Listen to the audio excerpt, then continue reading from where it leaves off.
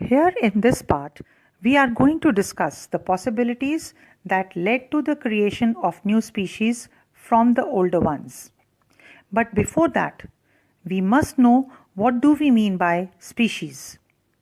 So, species is basically a group or population of organisms consisting of similar individuals which can breed together to produce a fertile offspring.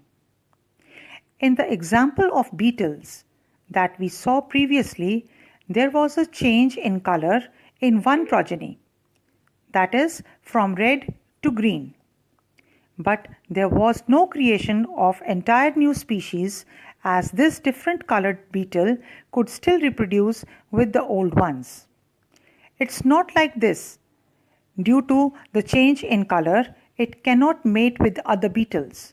So here there was no formation of new species, but there was a small change in the same species.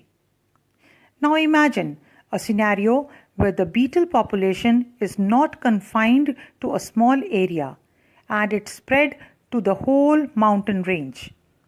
The bushes on which they feed are also spread on the whole mountain range. Now consider two mountains of the same range that are so much far away from one another that the beetle of one mountain cannot go to the other mountain. Now, the beetle of one mountain will only interact with another beetles of the same mountain.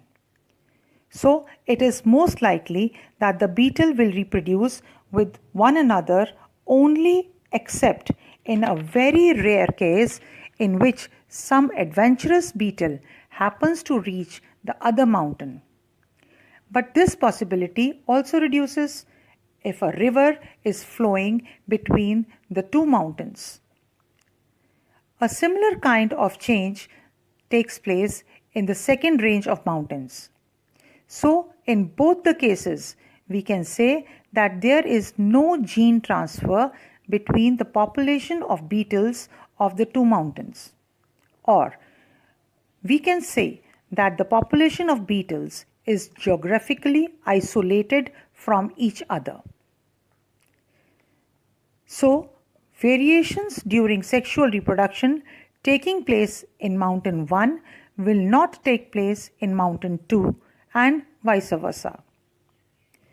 As the time passes, the variations happening in the two mountains will be different, and these changes will also depend on the environmental conditions of the mountains.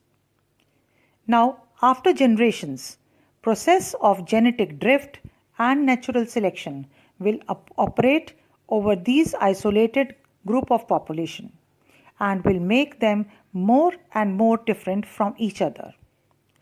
After thousands of years, individuals of these groups will be so much different from each other that they will be incapable of reproducing with each other even after they happen to meet again.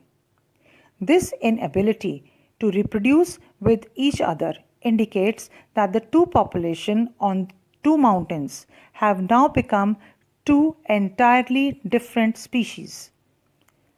Out of this, one beetle population can remain the same, or none of them remain the same, and both may change into an entirely different species. All these differentiation in the species depend upon the environmental condition around them. So, we have seen now new species have been created. One important point to be noted here is that geographical isolation has led to speciation or creation of entirely different new species. We can now summarize that the process by which new species develop from the existing species is known as speciation, and the factors that lead to speciation are genetic variations, natural selection, genetic drift, and geographical isolation.